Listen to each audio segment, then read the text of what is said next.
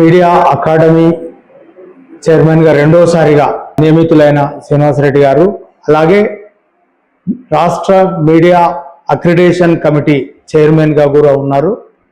కొత్తగా ఈ మధ్యలో అక్రిడేషన్ కార్డులకు మనం అందరము అప్లై చేస్తున్నాం. ఈ నేపథ్యంలో కొత్తగా జియో కూడా వచ్చింది. ఈ సందర్భంగా ఉన్న చిన్న చిన్న అనుమానాలని నివృత్తి చేసేందుకు మనం చైర్మన్ గారితో మాట్లాడే ప్రయత్నం చేద్దాం. చైర్మన్ గారు, రెండోసారి మీరు వచ్చినందుకు కంగ్రాచులేషన్స్ అండి.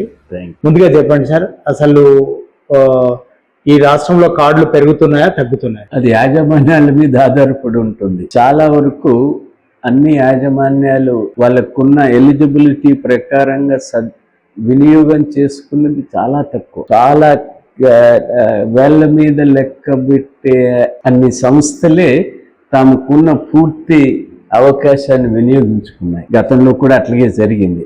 అందువల్ల అది పెరిగేది తరిగేది కేటాయించిన తర్వాత యాజమాన్యాన్ని ఉపయోగించుకునే దాని మీద. అలాగే జియో వచ్చిన తర్వాత కూడా మీరు మళ్ళీ గవర్నమెంట్ ని రిప్రజెంట్ చేసిన కొంత పెంచాలని, అట్లానే కేబుల్ టీవీలకు సంబంధించి మొన్న రెండవసారి జరిగినటువంటి రాష్ట్ర స్థాయి అక్రిడేషన్ కమిటీలో రిప్రజెంటేషన్స్ మెంబర్స్ కూడా చెప్పారు, పెద్ద పత్రికలకి ఇప్పుడు ఇచ్చినటువంటి జీవోలో నిర్ధారించిన సంఖ్య సరిపోవటం లేదని, కేబుల్ ఛానల్స్కి ఇచ్చినటువంటి దానికి కొంత వివరణ కావాలని, అది గతంలో ఉన్న దాని ప్రకారంగా ఎక్కడైతే స్టూడియోస్ ఏ జిల్లాలో ఉంటాయో ఆ జిల్లాలకే పరిమితమవుతున్నట్టు అర్థం వస్తుంది. హైదరాబాదులో కేంద్రంలో పెట్టుకున్నప్పుడు అన్ని జిల్లాలకు పోతాయి కదా, రాష్ట్ర స్థాయి ఎందుకు ఇవ్వరు? రాష్ట్ర స్థాయి అనే దానికి పదం లేదు అక్కడ. దాని మీద ఒక వివరణ. అలాగే మహిళలకు సంబంధించి 33% ఇచ్చిన దాంట్లో చాలా యాజమాన్యాలు లెక్క చేయటం లేదు. అందువల్ల నిర్దిష్టంగా మహిళలకే కొంత పర్సంటేజ్ మహిళలు ఉంటే ఆ కోటాలో ఇవ్వటం, లేనప్పుడు అది ఖాళీగా అట్లాగే పెట్టడం. ఆ తర్వాత ఇంకొకటి, ఒక కేటగిరీ వాళ్ళకి పెద్ద పత్రికలకి స్పోర్ట్స్ కల్చరల్ వాటికి ఇచ్చారు, మిగతా లేవు, అది సమంజసం కాదు, అందరికీ ఇవ్వాలని చెప్పి చేశారు. ఇలాంటి వాటిని గవర్నమెంట్కి పంపించడం జరిగింది. నెక్స్ట్ మీటింగ్ వచ్చేసరికి దాని మీద ఒక ఒపీనియన్ వస్తుందని భావిస్తుంది. అలాగే ఉర్దూ జర్నలిస్టులు కూడా మీరు రిప్రజెంటేషన్ ఉర్దూకు గత ప్రభుత్వంలో చేసిన అన్యాయాన్ని సవరించాను. వారు కోర్టుకి ఎక్కారు. భాషా ప్రాతిపదిక మీద ఏ పత్రికని తక్కువ చేసి చూడటానికి వీల్లేదు. ఏ భాషా ప్రాతిపదిక మీద ఏ పత్రికని పక్కన పెట్టి తెలుగు అయితే ఎక్కువ, ఉర్దూ అయితే తక్కువ అని చెప్పటానికి వీల్లేదు. భాషా పత్రికలైనా, ఇంగ్లీష్ పత్రికలైనా, ఏ పత్రికలైనా అవి వాళ్ళ సర్క్యులేషన్ ఆధారంగా విభజన ఎక్విటేషన్స్ ఉండాలి తప్ప ఉర్దూ అయితే తక్కువ, తెలుగు అయితే ఎక్కువ, ఇంగ్లీష్ అయితే ఇంకా ఎక్కువ అన్న భావాలు మన రాజ్యాంగ సూత్రాలకు వ్యతిరేకం. కాబట్టి ఈ ఉర్దూ జర్నలిస్టులు సంఘాలు వెళ్ళిన దాని మీద, అలాగే చిన్న మధ్య తరహా పత్రికలు వెళ్ళిన దాని మీద హైకోర్టు కొట్టేసింది. దాన్ని రేవంత్ రెడ్డి గారి ప్రభుత్వం వచ్చిన తర్వాత ఈ ప్రజా ప్రభుత్వంలో దాన్ని సవరిస్తూ డిస్క్రిమినేషన్ లేకుండా ఉర్దూకు సెకండ్ లాంగ్వేజ్ ప్రాధాన్యతను కల్పిస్తూ కమిటీలలో ఈ ప్రభుత్వం ఏర్పాటు చేసింది. మీడియా అక్రిడేషన్ కమిటీలో కూడా ఉర్దూ రిప్రజెంటేషన్ ఇచ్చారు. అందుకనే తగిన ప్రాధాన్యత కల్పించడం జరిగింది.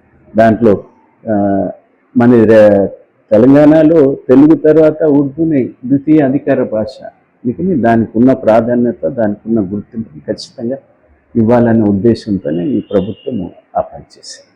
అలాగే ఇప్పుడు స్టేట్ లెవెల్, అలాగే రాష్ట్రం, అలాగే జిల్లా లెవెల్ అక్రిడేషన్ పొందేందుకు ఆ జర్నలిస్ట్కు ఉండాల్సిన అర్హతలు ఈ జీవోలో ఎలిజిబిలిటీ క్రైటీరియా రూల్ 10 ఉంటుంది.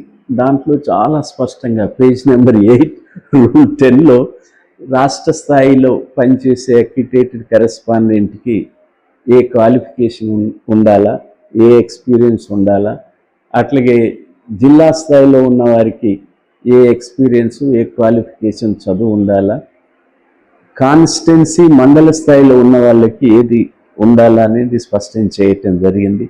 మన ఈ ప్రభుత్వం ఇచ్చిన జీవో పేజ్ 8లో రూల్ 10లో చాలా వివరంగా ఇచ్చారు.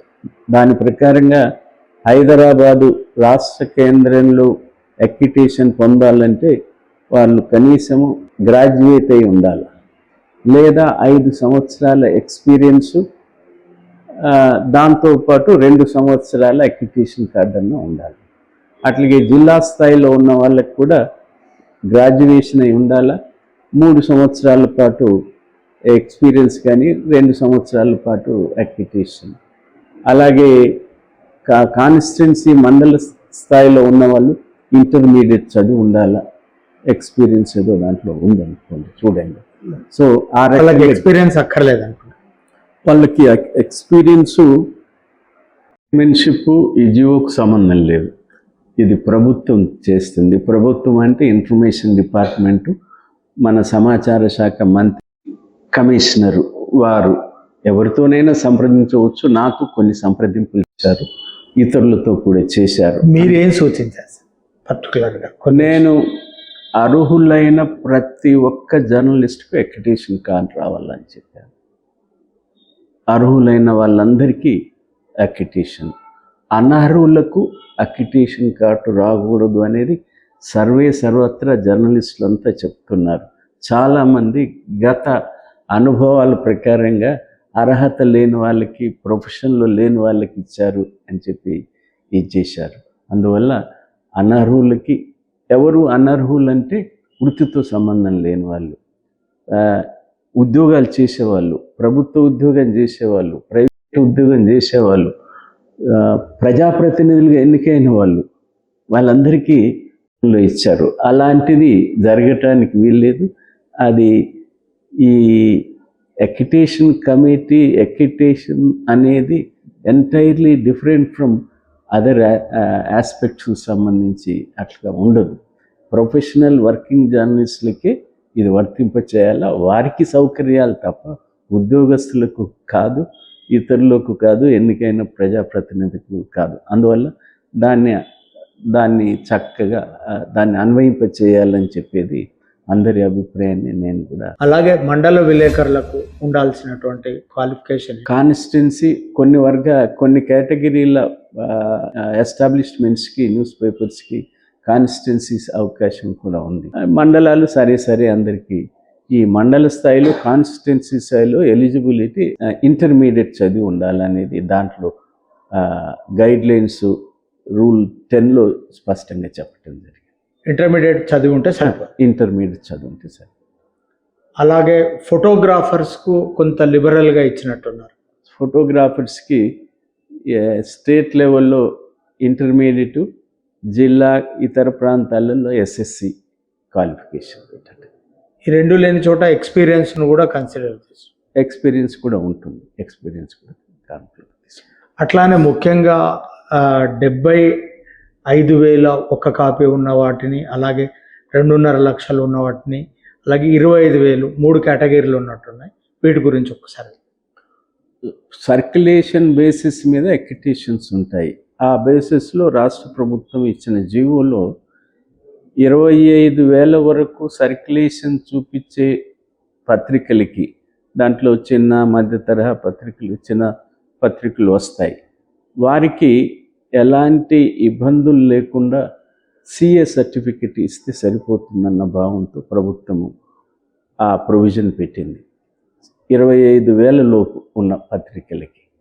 తర్వాత పెద్ద పత్రికలకు ఒక కేటగిరీ, 2 కేటగిరీలు చేశారు.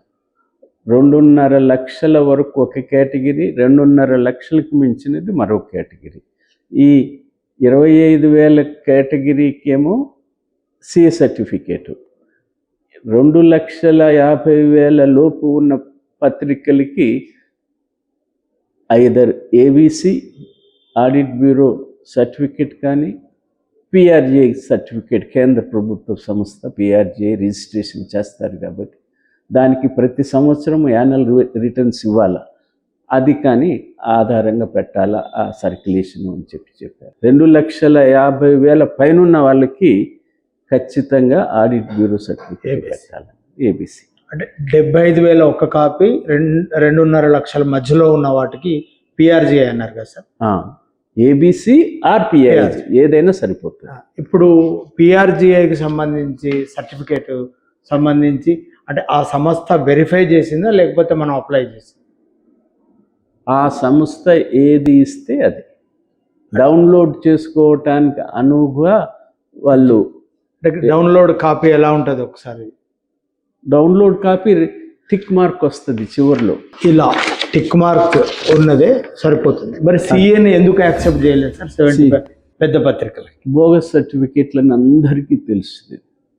అందుకని ఈసారి 25,000కు మించి ఎవరిచ్చినా, ఈవెన్ 25,000 సర్టిఫికేట్ ఇచ్చినా పబ్లిష్ కాకుండా నామకే వస్తే వేసేటటువంటి ఇన్ఫర్మేషన్ డిపార్ట్మెంట్లో వేసే పత్రికలకు అనుమానం వస్తే మాత్రం వెరిఫై చేస్తారు. ఈ ఇచ్చిన సర్టిఫికేట్ ఇచ్చిన సిఏ చార్టెడ్ అకౌంటెంట్కి వాళ్ళ professional organisation chartered accountants association of India ఏదో ఉంది, వాళ్ళకి కంప్లైంట్ చేస్తే వాళ్ళ సభ్యత్వం అవుతుంది, ప్రొఫెషనల్గా మళ్ళీ సర్టిఫికేట్ లేకుండా పోతారు.